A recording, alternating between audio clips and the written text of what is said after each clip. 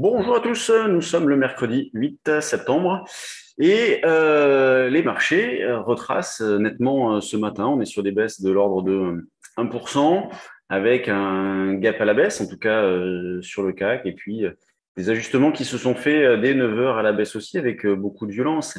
Et on a à la baisse ce qu'on a de temps en temps à la hausse aussi, des mouvements qui se font dans le vide sans rencontrer de contrepartie et qui valide pleinement notre analyse depuis pas mal de temps déjà. On a des marchés qui sont en manque d'idées, qui piétinent la plupart du temps et dès qu'ils prennent une direction, sont très algorithmés, ce que nous avons eu ce matin. Là, il semblerait que le CAC ait trouvé une petite zone d'appui autour de 45. On a un niveau support d'ailleurs, 6640, 45. Bon, moi j'ai tenté un petit rebond, je m'étais placé à 63 pour essayer de faire un écart assez rapide. Évidemment, beaucoup de méfiance. Alors, on avait commencé plus haut. Moi, j'avais commencé vers 6007.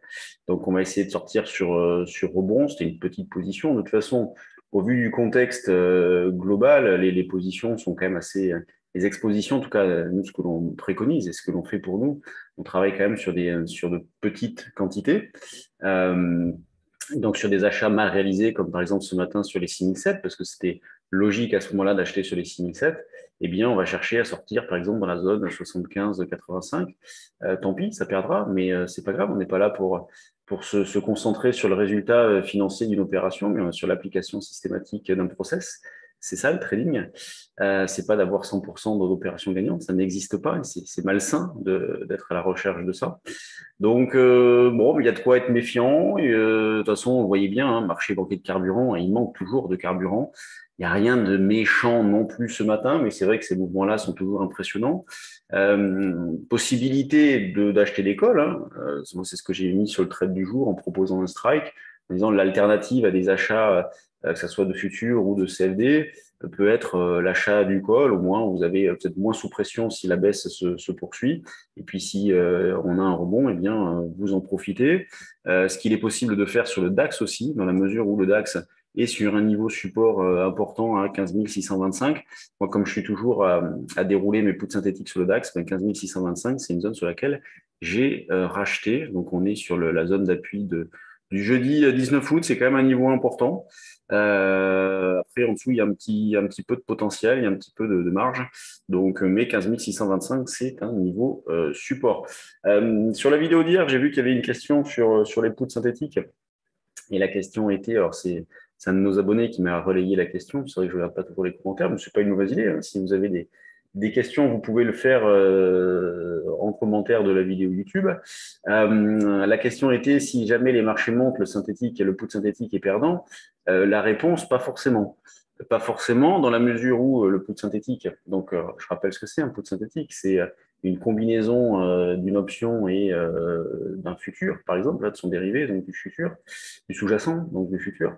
Donc ça peut être, j'achète le call sur le CAC et je vends du futur CAC 40, donc ça c'est un poudre synthétique, dans l'idée de profiter de retracement dans une tendance haussière qu'on estime soit laborieuse, voire avec un potentiel épuisé.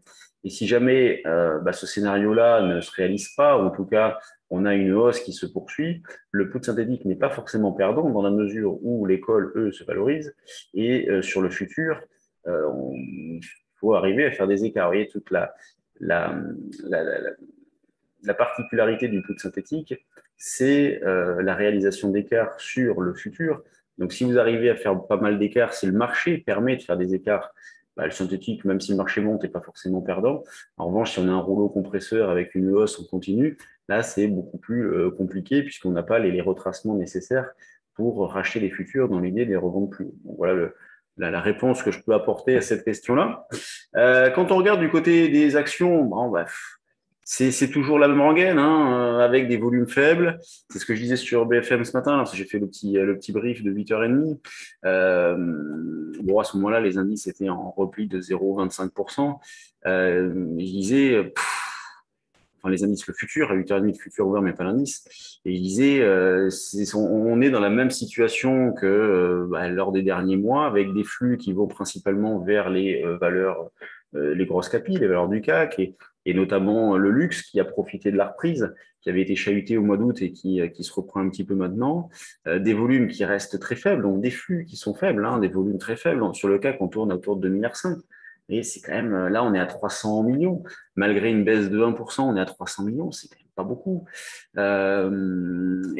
Sur les mid et small, bah, c'est pas Jojo, hein. Et je vais vous montrer le CAC mid et small. CAC mid et small, le voici.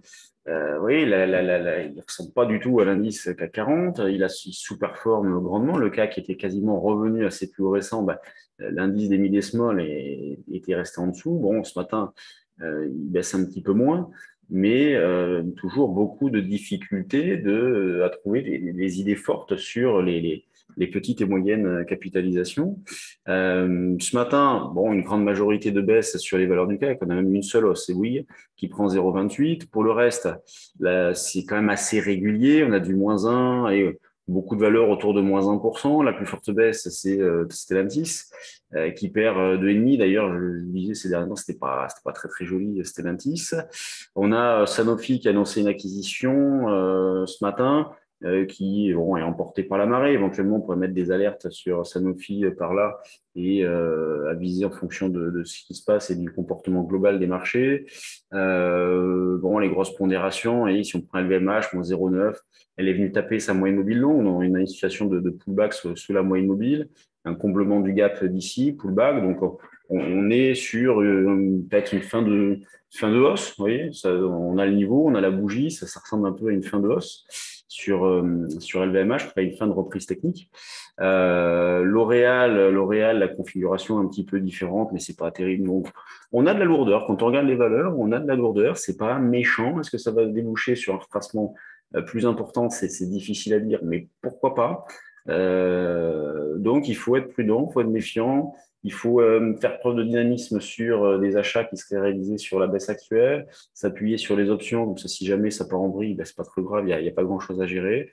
Rester à l'affût sur des idées actions en achetant peut-être des belles valeurs. C'est ce qu'on a proposé ces derniers temps, fondamentalement des valeurs intéressantes. Mais même si sur certaines, on se dit, tiens, on n'a pas le market timing, mais pourquoi pas, on peut très bien en mettre de côté dans une optique moyen-long terme. Donc, je pense qu'il faut garder pas mal de cash et rester opportuniste et dynamique sur les indices. Voilà ce qu'il y avait à dire sur les marchés ce matin. Demain, pas de point bourse puisque nous serons en day trading live, donc démonstration de trading en temps réel. Et on se retrouvera donc vendredi pour le direct de la semaine. Et demain soir, donc jeudi soir, je fais une porte ouverte en ligne. Donc, si jamais vous avez des questions à me poser sur ce que nous faisons, sur nos formations, sur nos différents services, ces rendez-vous, c'est gratuit, ouvert à tous, sur inscription. Il suffit de nous envoyer un petit mail et c'est demain à 20 heures. Allez, sur ce, bonne séance, soyez prudents et on se retrouve donc vendredi pour un nouveau point bourse. Salut!